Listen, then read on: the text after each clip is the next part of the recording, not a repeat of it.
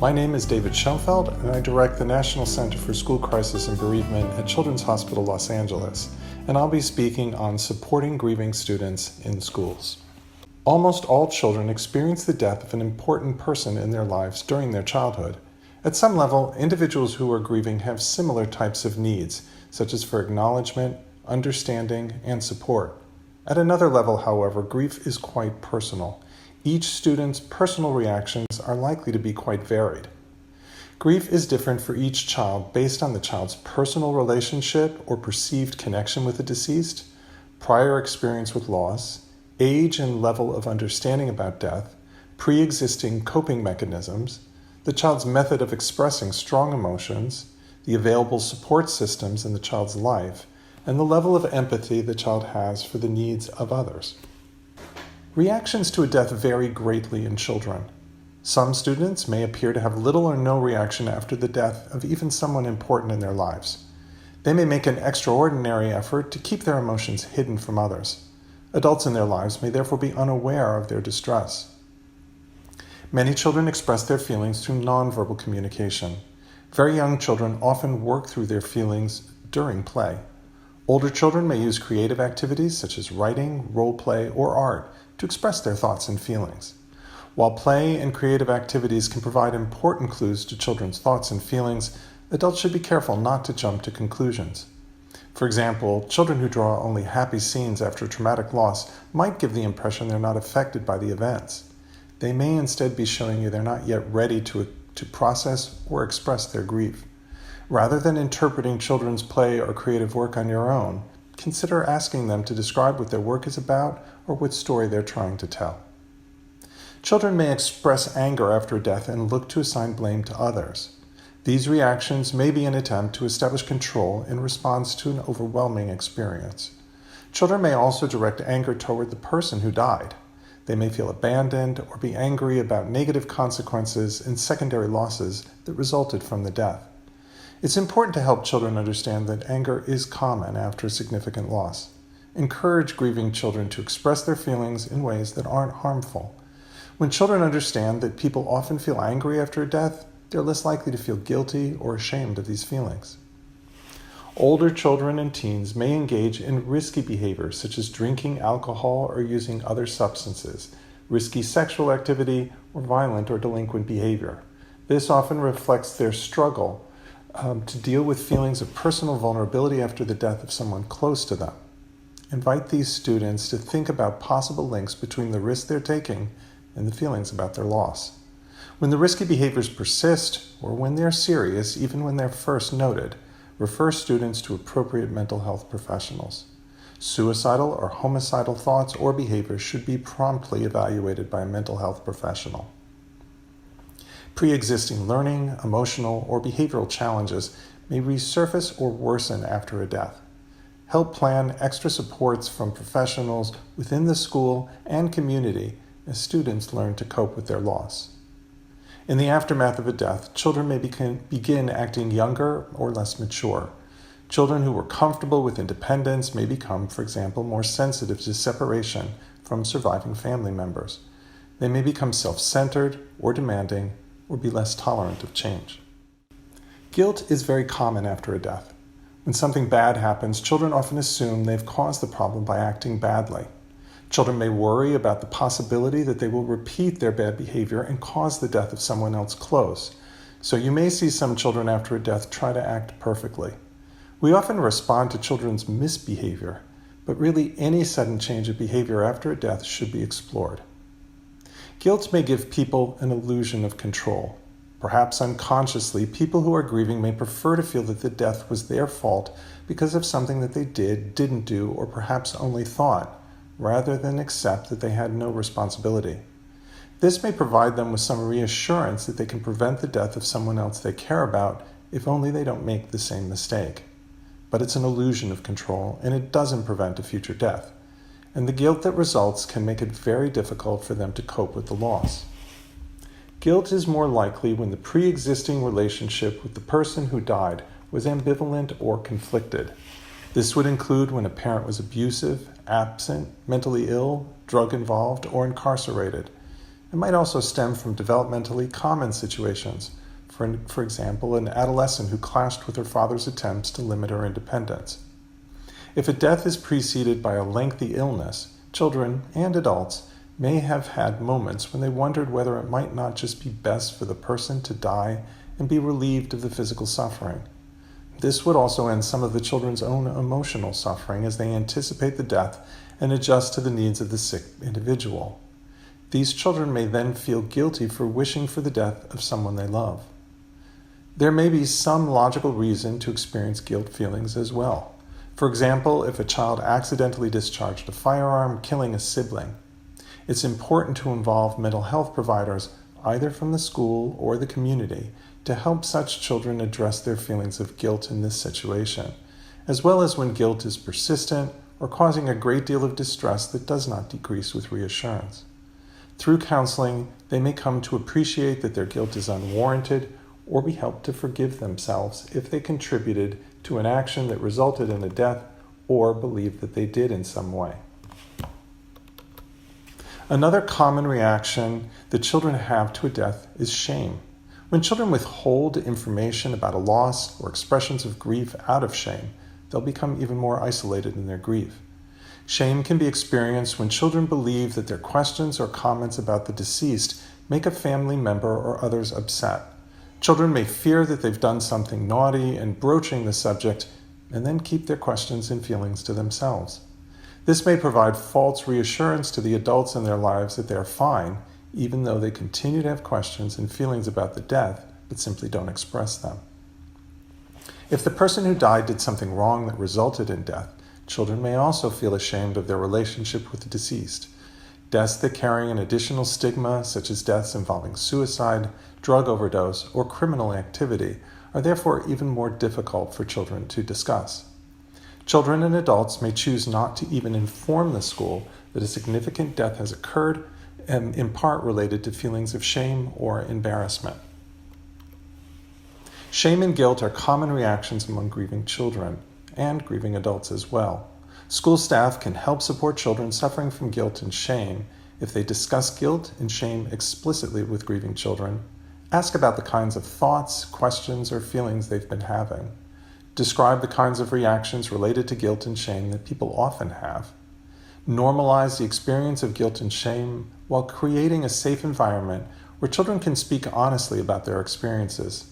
Let them know that many people feel guilty after a death of someone that they care about.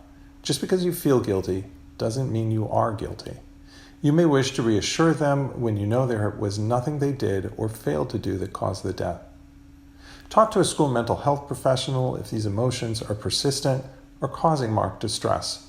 A referral is generally indicated if the child's actions are known to have contributed to a death, such as I mentioned, if the child accidentally discharged a gun and killed someone as a result.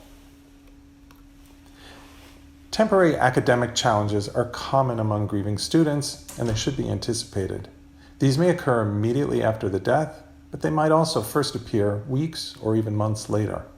Common impacts on learning include difficulty concentrating and distractibility, limitations in learning and or remembering new facts or concepts, and failing to hand in assignments or study for exams because of reduced family supervision or other disruptions in the home. Pre-existing learning challenges that predated the death often become worse. It's important for school professionals to offer academic support proactively. Don't wait for students to begin demonstrating academic challenges, or worse, for academic challenges to become academic failure. Schools can and should be a source of valuable support to grieving students, but if academic demands even temporarily exceed a grieving student's capacity to learn, then school can instead become another source of distress. Assist grieving students in identifying the level of academic work that feels appropriate and achievable. Some helpful modifications include a change to an assignment. There are many ways to adapt assignments to better match grieving students' current ability to focus. For example, allow a student to work on a project with a partner rather than solo if they have trouble staying on task by themselves. But some students may find it harder to collaborate while they're grieving and may actually prefer an option to work alone rather than complete a group project. Suggest a student adapt a more formal research paper into a more engaging assignment, such as an oral history project or a video assignment. But if a grieving student is feeling self-conscious or awkward about their appearance, then the chance to defer an oral presentation and submit a written assignment instead may be preferred. So it's not that one particular type of assignment is best for grieving students, but rather you need to know what works best for them at the time and try and match their preferences and needs. You can also change the focus or timing of a lesson. A literature class might choose a different book to discuss if the one originally scheduled describes a death similar to one the student is currently grieving. A health class on the dangers of substance abuse might be postponed, for example, or the grieving student excused if he's just lost a sibling to a drug overdose. You can also reschedule or adapt tests. Immediately after a death, students might be exempted from some testing or given modifications, such as testing alone in a quiet location with extra time. Scores might be omitted or weighted less in determining the final grades. It's important for teachers to find a balance between maintaining reasonable expectations so the child can get promoted and succeed in future grade levels, and providing additional support and accommodations for grieving students. There are multiple types of losses that may occur after a death. The primary loss is the loss of the person after the death of a family member, close friend, or other loved one. Children may also experience, though, a range of secondary losses that contribute to the difficulty of adjusting to the death. Such things as changes in relationships, schools, family finances, and lifestyle may be secondary losses. Grieving children mourn not only the loss of the person who died, but also these associated losses. Cumulative loss results when the number of successive losses experienced by a child over time becomes large, such as seen in some communities characterized by high rates of violence and loss. The child often then does not have the opportunity to fully process the impact of primary or secondary losses, since other additional losses also occupy their attention, and this complicates the adjustment process. These children may appear to some adults not to react to successive losses, but the reality is that children don't get used to the death of someone close to them. Grief proceeds on its own terms. There is no set time frame, and there are no firm stages. The second year after a death can seem even more challenging than the first. The sense of loss and sadness may persist, but the support and concern of friends and often adults that was available immediately after a death likely has diminished greatly. Sometimes it's virtually disappeared. In many ways, children never get over a significant loss.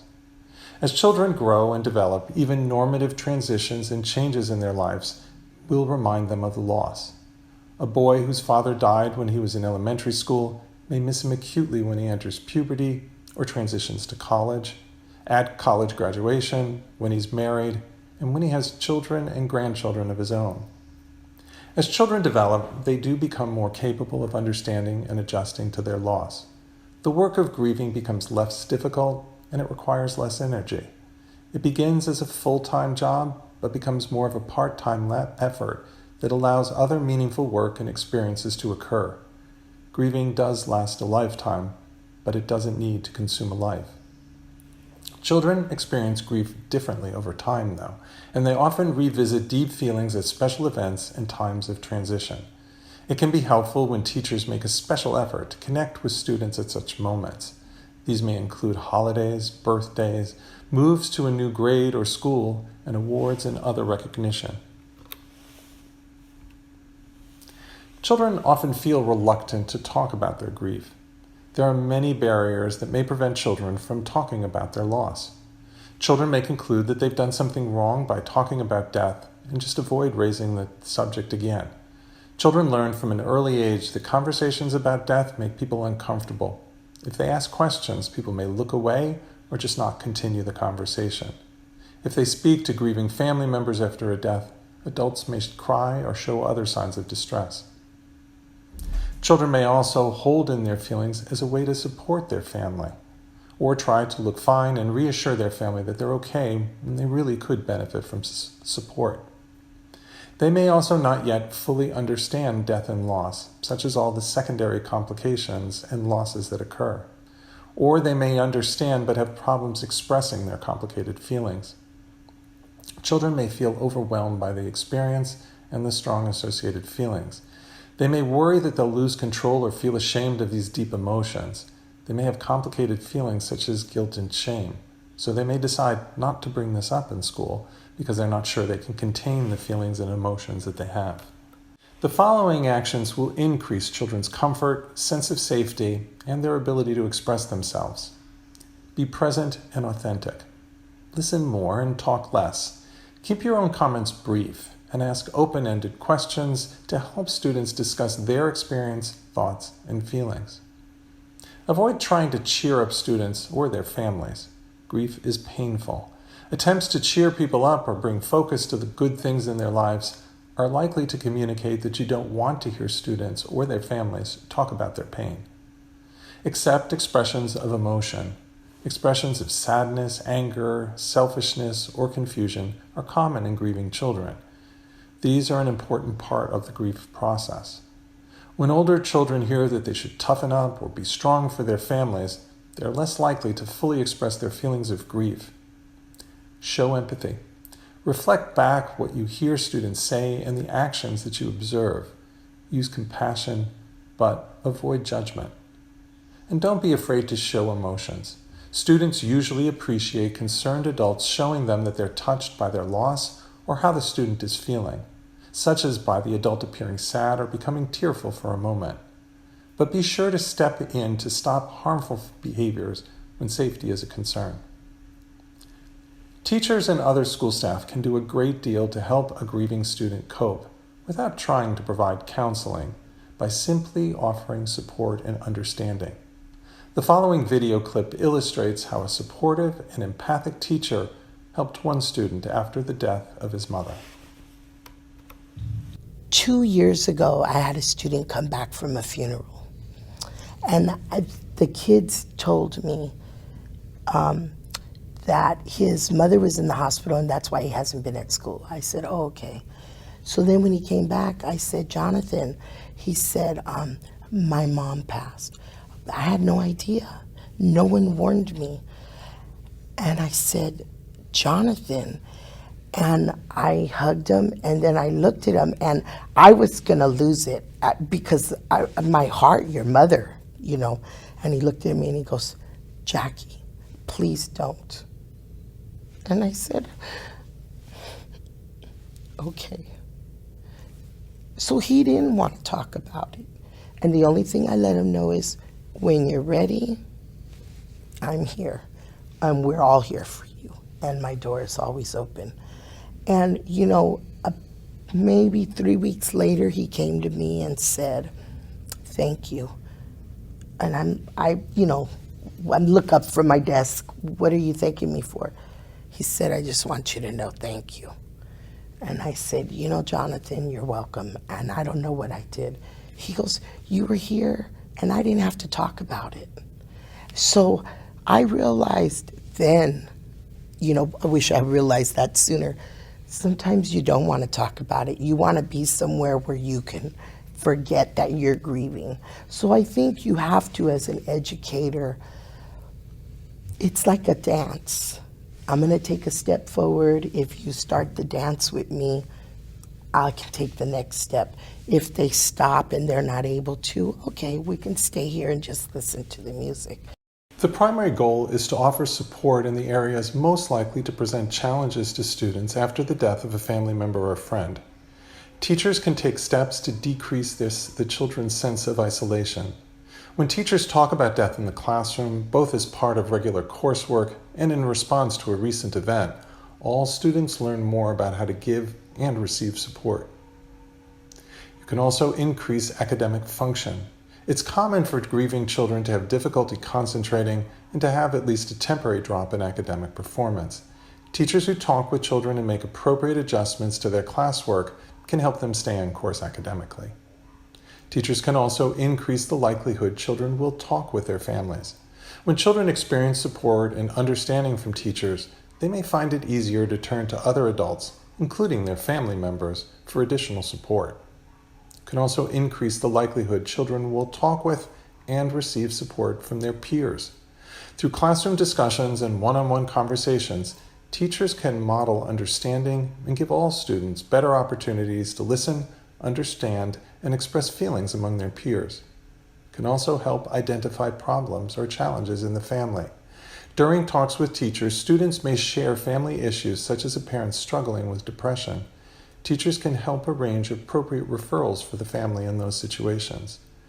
And lastly, teachers can connect with students on something of immense importance. These are the kinds of lessons and conversations that can genuinely transform children's lives.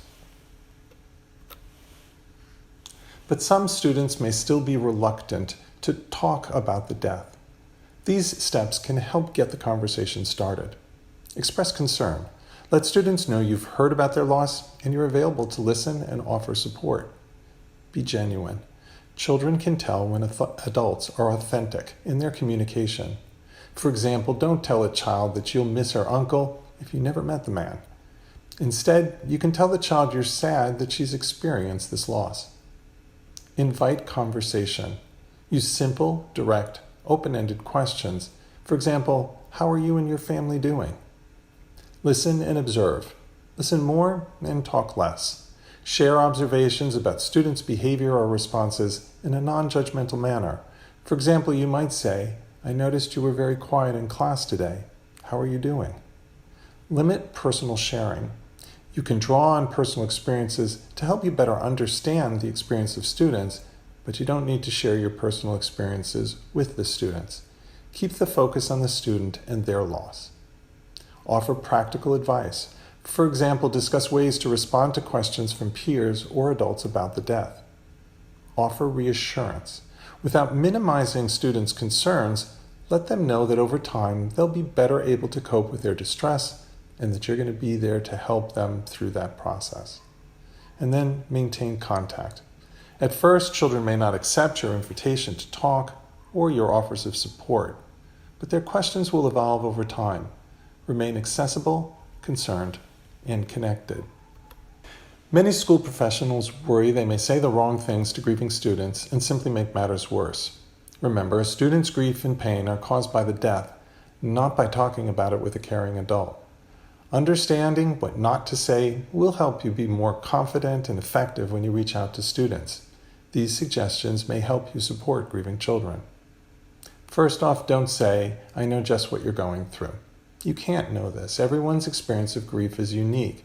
So instead ask, can you tell me more about what this has been like for you? I wouldn't say you must be incredibly angry. It's not helpful to tell children how they are feeling or ought to feel. It's better to ask. People in grief often feel many different things at different times. So you might say instead, most people have strong feelings when something like this happens to them. What's this been like for you? I would avoid saying things like, this is hard, but it's important to remember the good things in life too. This kind of statement is likely to quiet down true expressions of grief. When people are grieving, it's important they be allowed to experience and express whatever feelings, memories, or wishes they're having. You might wish to ask instead, what kind of memories do you have about your sister? I wouldn't say, at least he's no longer in pain, or at least you still have your mother. Efforts to focus on the good things are more likely to minimize the student or family's experience. Any statement that begins with the words at least should probably be reconsidered. Don't say, I lost both my parents when I was your age. It's best to avoid comparing your losses with those of students or their families. Whenever you make such a comparison, there are really only two ways it can go. You may say something that pales in comparison. If the teacher says that he understands how the child is feeling because his dog recently died, the child may feel insulted by the comparison. But the opposite can also occur. Children who experience the death of a grandparent and are then told by their teacher that both of the teacher's parents had died may feel that their loss is not as profound or important. This may make grieving children feel that they need to now support their teacher. I wouldn't say things like, you'll need to be strong now for your family. It's important to get a grip on your feelings. Grieving children are often told they shouldn't express their feelings, and this holds children back from expressing their grief and then learning to cope with these difficult feelings. You might ask instead, how is your family doing? What kinds of concerns do you have about them? And don't say, my cousin died last week. I know how you must be feeling. As already mentioned, it's generally not useful to compare losses. Keep the focus on grieving children and their families and how they're feeling. You might say instead, I know how I felt when someone I loved died, but I don't really know how you're feeling. Can you tell me something about what this loss has been like for you?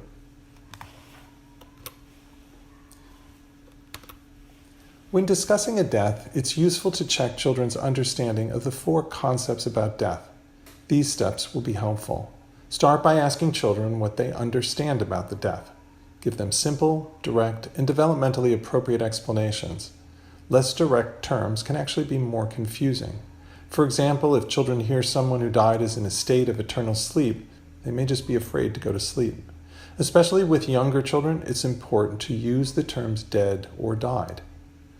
Ask children then to explain back to you what they understand based on what you've already explained, and correct any misunderstandings or misconceptions. These steps will help make any misunderstandings clear and help you correct them. For those working with children in preschool or primary grades, you can find more information in the Coalition module on children's concepts of death. It's understandable that school personnel may not be familiar with the rituals and expectations of every culture represented among their students. The following suggestions will help you maintain a sensitivity about grief in all cultures. Now, although there are real differences, remember that the fundamental experience of grief is universal. Families from different cultures may follow specific traditions, rituals, and practices after a death. But rather than attempting to gain knowledge about every culture's experiences, teachers can aim to achieve a general sensitivity to the needs of children and families coping with loss. Ask questions about the family's beliefs and their cultural and family practices. Ask openly when you're unsure what would be most helpful for a family or an individual. For example, you might ask, can you tell me how your family and your culture recognize and cope with the death of a family member? How does this fit with your preferences at this time? Or can you help me understand how I can be best of help to you and your family? Watch out for assumptions. Even if you know about the common practices of a culture, this may not actually predict how a family or individual from that culture will behave when faced with a significant loss. Many people have been exposed to multiple cultures. Parents sometimes have different beliefs or practices from their own children. Some families or individuals also choose to follow practices of a different culture when these seem to align better with their current beliefs or preferences. Assumptions may actually result in stereotypes that cloud our perceptions and make us miss opportunities to be helpful. Overall, be empathic, thoughtful, and sensitive. Even if you don't know about a particular culture's practices concerning death and grief, you can approach the family with an open mind and an open heart. Be guided by their responses. Let me turn now to talk about a common reaction that you'll see that we refer to as grief triggers. These are sudden, unanticipated reminders of the person who died that may cause temporary, powerful emotional responses in grieving children, such as hearing a song or seeing a TV show that reminds the child about a missing family member. Special occasions, including holidays, birthdays, Mother's or Father's Day, that may bring a reminder of the loss of someone close to the child. Transitions such as graduation, starting a new school, or moving, when the presence of a friend or family member may be particularly missed, and lost opportunities for special interactions with the person who died, such as during school performances, sports events, or father-daughter dances. Grief triggers can catch children off guard. They make them feel out of control or embarrassed, and temporarily interfere with their ability to concentrate and learn. The following clip illustrates the impact of grief triggers.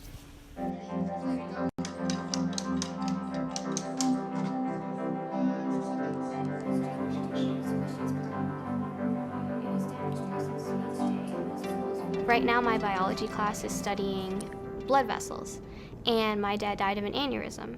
So we were talking about disorders, and my teacher talked about aneurysm, and she asked what could happen with an aneurysm, and I raised my hand and I told her that it could burst, and if that was in the brain, it could be fatal.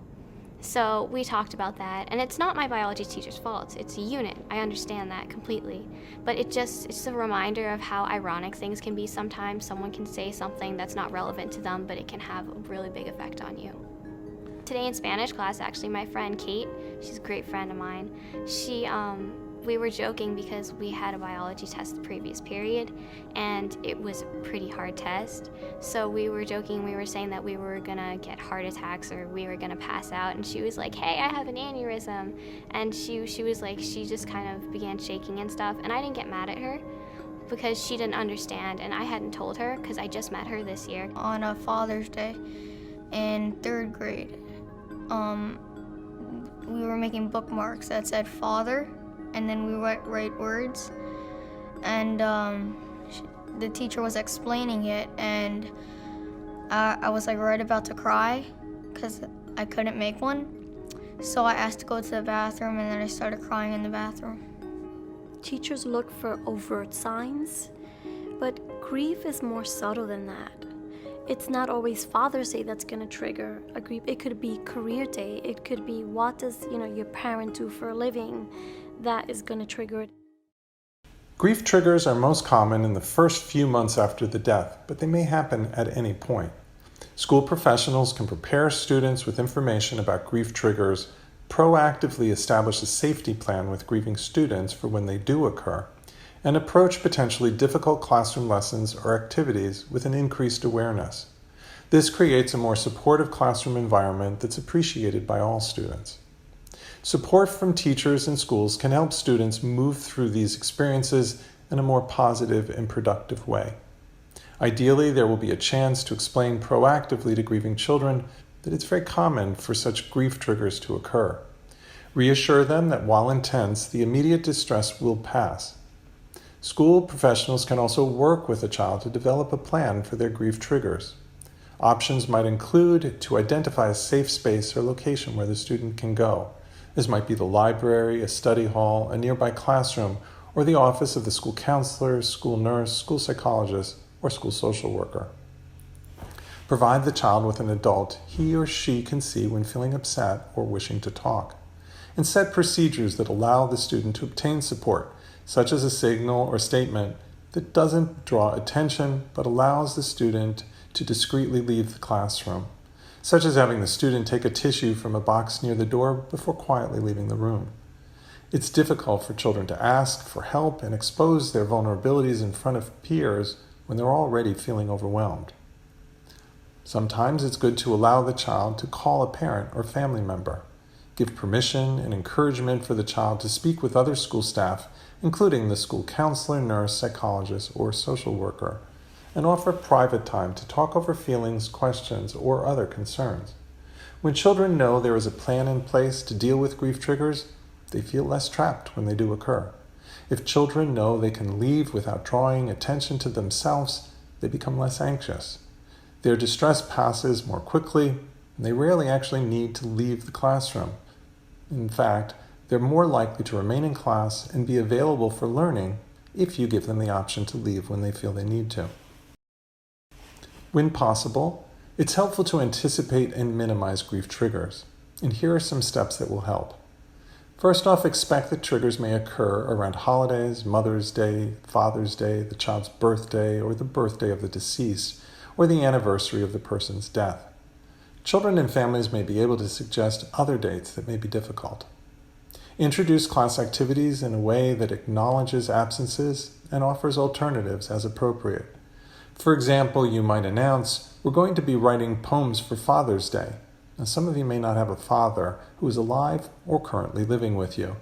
You can focus on the memories of your father, or you can choose to focus on another important male adult in your lives, someone who cares for you and has provided you support. That way we can all do this activity. Comments such as this will also be helpful for other children who may not know their father or may have a father who is deployed, incarcerated, no longer involved with the family, or otherwise absent or distant. You should also make an effort to reach out to grieving students at school events where the absence of a loved one may be especially noticeable, such as performances, sporting events, or science fairs. and introduce subjects such as serious illness, accidental death, war, or violence with sensitivity. Recognize that students in your class may have lost a family member or close friend in one of these ways. Teachers and school staff play a vital role when they reach out proactively to make contact with students' families after a death. They can provide information, find out about how the students are doing, offer advice and assistance, and partner with families to provide support to the child over time. The following are some goals for connecting and communicating with families. Express condolences on behalf of the school community. Recognize that some families will decline offers to meet, speak, or receive assistance, especially at first. Re-extend the invitation occasionally and keep the door open should the family become ready at a later time. Determine from the family what information they wish shared with students and staff. Grieving families may need guidance about how important it is to share information about a personal death in the family. Clear information can help prevent the spread of rumors and misinformation in some situations. Check in with the family about your efforts to support the child and ask for assistance in identifying what the child knows or does not know about the death. Let the family know the professional resources of the school are available. It's appropriate for schools to initiate contact with students' families after a death occurs. Parents may be overwhelmed by events and may not think of their children's school as a resource for information, guidance, and support. Offer advice on how to support grieving children. Parents may appreciate guidance on what to say to their children about the death.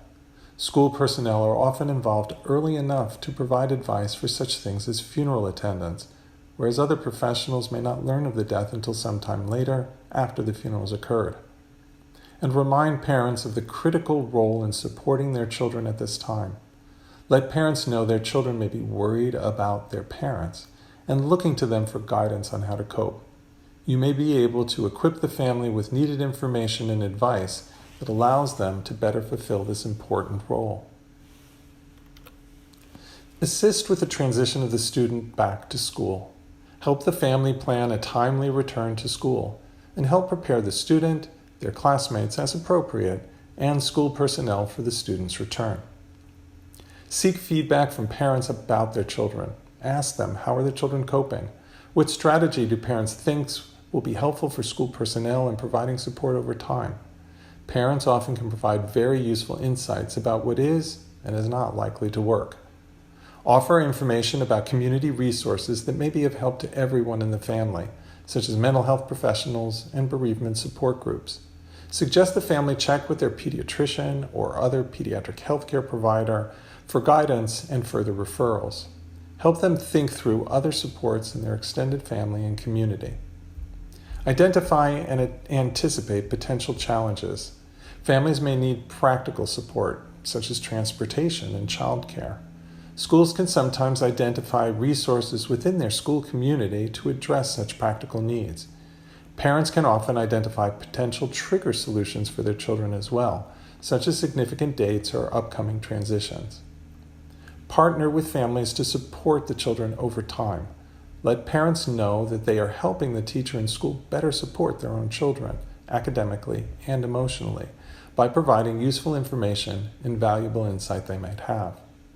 And provide reassurance and positive feedback. Identify ways students and families are already coping effectively. Families may feel both overwhelmed and unfamiliar with grief, and they may not even recognize the ways they already are coping well because their children are still upset. Children who are uninformed or unprepared may unintentionally isolate or tease a classmate after a death, and this can worsen the isolation grieving students already feel. But children naturally want to help their friends. Teachers can equip their students with the skills to successfully support a peer, and this can make a profound difference for a grieving student. When teachers take the following steps, students are more likely to provide effective support to a grieving peer. First, provide information. Help students understand, at a very basic level, what's happened. They'll be less likely to burden a grieving peer in the immediate aftermath of a death with repetitive or intrusive questions than that if they know more information. Give students an opportunity to ask questions. Students are likely to have questions about what death is and the effect it has on children and their families. They'll want to know how to be helpful to someone who's grieving. Teachers can often discuss this information with the class before the grieving student returns to school, and this will help everyone feel more prepared. Provide a safe environment for students to share thoughts and feelings. Invite students to talk about their own losses or the fears they may have about someone in their own life dying, and offer concrete advice and practical suggestions. For example, talk about ways to start a conversation with someone who's grieving and what to say and what not to say to a grieving child. Social media is a powerful influence in young people's lives. When a death of a member of the school community occurs, information can be passed quickly among students, sometimes accurate and sometimes not. Grieving students can obtain considerable support from peers in school through social media. It's important for school professionals to consider how best to adapt the use of social media when a death has occurred and understand how to use it optimally. Social media can be a highly effective means to rapidly disseminate information to the school community as a whole. When appropriate, this outreach can include recent graduates who may have known the person who died, but may now be living in other locations for work or college. Social media offers a way to reach out to grieving families or students in the initial period after a death if the family is not yet ready to accept calls or visitors. Social media offers insight into how people are responding to a death. Information being shared among students and staff through social media can help inform plans to provide support within the school community. Schools need to develop policies concerning the monitoring of social media. It's important to find a balance that precludes infringing on privacy, but does allow information expressed through social media to be acted on if necessary to preserve safety. For example, if an individual is expressing suicidal or homicidal thoughts. Social media can also be used to facilitate commemoration and memorialization efforts. Because school professionals care so deeply about students, offering support to grieving children can be both deeply gratifying and demanding. Providing support means bearing witness to students' pain. It's critical that school professionals take care of themselves and their colleagues in ways that recognize the challenges of this important work. There are few ways to have a more meaningful and lasting impact on children than providing support as they cope with the death of someone that's important in their lives. In supporting grieving children, teachers connect with students in a powerful and qualitatively different way. It can be gratifying to see that relatively modest efforts to offer compassion and support can have a dramatic effect on children. This support can help reduce the amount of time that grieving children feel isolated, confused, or distressed. But supporting grieving children can trigger a range of reactions in adults as well. This is especially true if a child's loss is somehow similar to an adult's personal life experience. But even when the circumstances are quite different, the simple, powerful reality of a grieving child can raise thoughts, feelings, and memories concerning the adult's own family and friends. Examples of situations where adults may experience triggers in particular include a past personal experience with grief. School professionals who experience the death of a parent during childhood, for example, may bring greater empathy and insight to their interactions with grieving students, but they're also going to be more likely to experience a rekindling of their own memories. An adult coping with serious illness may become more anxious about personal health and outcomes while trying to comfort a student whose parent or sibling died of a serious illness, such as cancer. Having a friend or family member who is ill may also make it more likely to experience personal reactions. When someone close to a school professional is facing possible disability or death, a student's grief may heighten worries of anticipatory grief reactions. Even when adults are not dealing with past deaths or current illness in their lives, the process of watching children struggle to cope may heighten or cause new concerns about family and loved ones. A child's grief can be a stark reminder that all life is fragile and uncertain.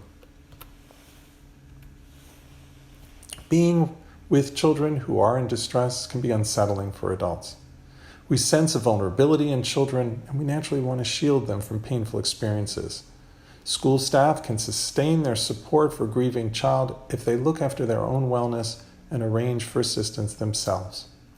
The following are some ways that school staff can obtain such support. Identify friends, family, and colleagues to talk with.